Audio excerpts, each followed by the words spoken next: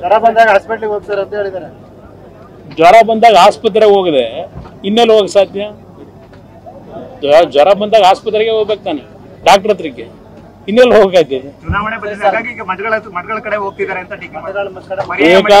ನಾನು 140 ಬಡ ಮಠಾಧೀಶರುಗಳಿಗೆ ಅವ್ರನ್ನ ಗುರ್ತ ಹಿಡಿದೇ ಇದ್ದಕ್ಕಂಥ ಸಣ್ಣ ಸಣ್ಣ ಸಮಾಜದ ಮಠಾಧೀಶರಿಗೆ 2ನೇ ಬಾರಿ ಮುಖ್ಯಮಂತ್ರಿ ಇದ್ದಾಗ ಸುಮಾರು 130 ಕೋಟಿ ಹಣ ಬಿಡುಗಡೆ ಮಾಡಿದ್ದೇನೆ. ಸಣ್ಣ ಸಣ್ಣ ಮಠಾಧೀಶರುಗಳು ಅವರ ಒಂದು ಪರಿಸ್ಥಿತಿಗಳನ್ನು ನೋಡಿ.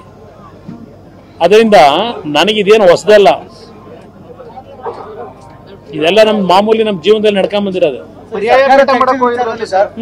ಆದಿಚುಂಚನಗಿರಿ ಮಠದ ಪರ್ಯಾಯ ಪೀಠ ಮಾಡಕ್ ಹೋಗಿದ್ರು ಅಂತ ಜೆಡಿಎಸ್ ನವರು ಮಾಡಿದ್ರು. ಅಯ್ಯೋ, ಬೇರೆ ಸಮಾಜದಲ್ಲಿ ಎಷ್ಟೆಷ್ಟು ಮಠಗಳಿಲ್ಲ. ನಮ್ಮಲ್ಲೂ ದೊಡ್ಡದಾಗಿ ವಾಸ್ಟಾಗಿ ಬೆಳಕಳ್ಳಿ ಅಂತ ಆ ಟೈಮಲ್ಲಿ ಯಾರೋ ಒಬ್ಬರು ಸ್ವಾಮೀಜಿನ ಬೆಳೆಸ್ಬೇಕು, ಅದು ವಿಶ್ವ ಒಕ್ಕಲಿಗರ ಇದು ತಾನೇ ಹೇಳೋದು. ಅವತ್ತು ಮಠದಲ್ಲಿ ಅವತ್ತು ನಮ್ಮ ಕೃಷ್ಣ ಅವರು, ಕೇರ್ಪೇಟೆ ಕೃಷ್ಣ ಅವರು, ಇನ್ನೂ ಯಾರ್ಯಾರು ಇದ್ರು, ಎಲ್ಲ ಕಾಂಗ್ರೆಸ್ನಲ್ಲಿ ಅವರೆಲ್ಲ ಕೆಲವರು ಅಲ್ಲಿ ಹೋಗ್ಬಿಟ್ಟವ್ರೆ. ಅವರೆಲ್ಲ ಸೇರೆ ಬೆಳೆಸ್ಬೇಕು ಅಂತ ಬಂದ್ರಪ್ಪ. ಏನು ಇರ್ಲಿ, ಇನ್ನೊಂದು ಮಠ ಬೆಳಕಳ್ಳಿ ಅಂತ ಬೆಳೆಸಿದ್ರು. ಅವರ ವಿರುದ್ಧ ಪರ್ಯಾಯವಾಗಿ ಬೆಳೆಸಿದ್ದ. ಇನ್ನೊಬ್ರು ಸ್ವಾಮೀಜಿ ಇದ್ರೆ ಅವ್ರದ್ದು ಆಶೀರ್ವಾದ ಸಿಗಲಿ ಅಂತ ಮಾಡಿದ್ವಿ, ಪರ್ಯಾಯ ಮಾಡಿದ್ದಲ್ಲ. ಈ ಸಂಖ್ಯೆ ದೊಡ್ಡ ಸಂಖ್ಯೆ ಏನಿದೆ, ಆ ಸಂಖ್ಯೆಯಿಂದ ಇನ್ನೊಂದು ಮಠ ಒಬ್ರು ಸ್ವಾಮೀಜಿಯವರು ಇದ್ರು, ಮಾಡ್ತೀವಿ ಅಂದ್ರು, ಸಹಕಾರ ಕೊಟ್ಟಿದ್ದೀವಿ. ಅದ್ರಲ್ಲಿ ತಪ್ಪೇನಿದೆ? ಡಿ.ಕೆ. ಶಿವಕುಮಾರ್ ಅವರು ಹಾಸನ ಬಂದಾಗ ಹೇಳ್ತಿದ್ರು ಸರ್, ನಾವು ಸರ್ಕಾರವನ್ನ ಬೆಳೆಸಿಲ್ಲ, ಹಾಸನ ಸನ್ನಿಧಿಯಲ್ಲಿ ಬಂದು ಆಣೆ ಮಾಡಲಿ. ಅಯ್ಯೋ ರಾಮನ, ಇನ್ಯಾರು ಬೆಳೆಸಿದಾರು? ಅವರೇ ಹೇಳಿಲ್ವಾ? ಎಷ್ಟು ಬಾರಿ ಹೇಳಿಲ್ಲ? ಧರ್ಮಸ್ಥಳದ ಸಿದ್ಧವನದಲ್ಲಿ ಕೂತೆ ಔಷಧಿ ಹರಿದವ್ರೆ, ಅವರೇ ಹೇಳೋ. ನೀವೆಲ್ಲ ಟಿವಿಲಿ ತೋರಿಸಿದಿರಿ. ಹಾಸನಾಂಬೆ ಪ್ರಮಾಣ ಮಾಡ್ಬೇಕು, ಅದಕ್ಕೆ ಧರ್ಮಸ್ಥಳದಲ್ಲೇ ಮಾಡಿ ಬಂದಿರೋದಲ್ವ ಅದು? ಅಲ್ಲೇ ಹೇಳಿಲ್ವ ಅವರು? ಈ ಸರ್ಕಾರ ಒಂದೇ ವರ್ಷ ಪಾರ್ಲಿಮೆಂಟ್ ಚುನಾವಣೆ ಮೇಲೆ ತೆಗಿತೀವಿ ಅಂತ ಹೇಳಿ, ಅದಕ್ಕಿಂತಲೇ ಬೇಕಾ ಪ್ರಮಾಣ? ಇಲ್ಲ, 14ನೇ ತಾರೀಕು ಮೈಸೂರಿನ ಒಂದು ಬಹಿರಂಗ ಸಭೆ ಇದೆ ಮೋದಿ ಅವರದ್ದು. ಪ್ರಧಾನಮಂತ್ರಿಗಳು ಮೈಸೂರಿನ ಸಭೆಯಲ್ಲಿ ಭಾಗವಹಿಸ್ತಿದ್ದಾರೆ.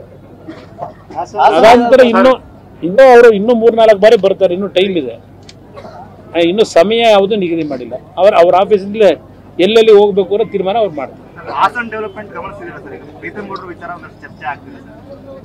ಪದೇ ಯಾತಕ್ಕೆ ಪಾಪ ಆ ವ್ಯಕ್ತಿ ಹೆಸರು ತರಬೇಕು? ನಿನ್ನೆ ಅವರು NDA ಪರವಾಗಿ ಕೆಲಸ ಮಾಡಿದ್ದಾರೆ, NDA ಅಭ್ಯರ್ಥಿ ಓಟ್ ಕೊಡಿ ಅಂತ ಹೇಳಿದ್ದಾರೆ. ಮತ್ ಪಾಪ ಅವ್ರನ್ನ ಯಾತಕ್ಕೆ ಮಧ್ಯದಲ್ಲಿ ತರಬೇಕು? ಎಲ್ಲಾ ಕಡೆ ಮೈತ್ರಿನ ಸಮನ್ವಯ ಆದಂಗಾಗಿದೆ. ಬಟ್ ಹಾಸನದಲ್ಲಿ ಪ್ರೀತಮ್ ಗೌಡ ಎಲ್ಲಾ ಬಿಜೆಪಿಯ ಕಾರ್ಯಕರ್ತರು ಕೆಲಸ ಮಾಡ್ತಾ ಇದ್ದಾರೆ. ಯಾವುದೇ ಸಮಸ್ಯೆಗಳಿಲ್ಲ, ಬಹಳ ಸ್ಮೂತ್ ಆಗಿ ಕೆಲಸ ನಡೀತದೆ. ಬಟ್ ಅವರೆಲ್ಲೂ ಪ್ರಜ್ವಲ್ ರೇವಣ್ಣ ಅವ್ರ ಹೆಸರು ಹೇಳಲ್ಲ. ಅವರಿಗೆ ಅವರು ರಾಜ್ಯದ ನಾಯಕರಿದ್ದಾರೆ ಬಿಜೆಪಿನಲ್ಲಿ.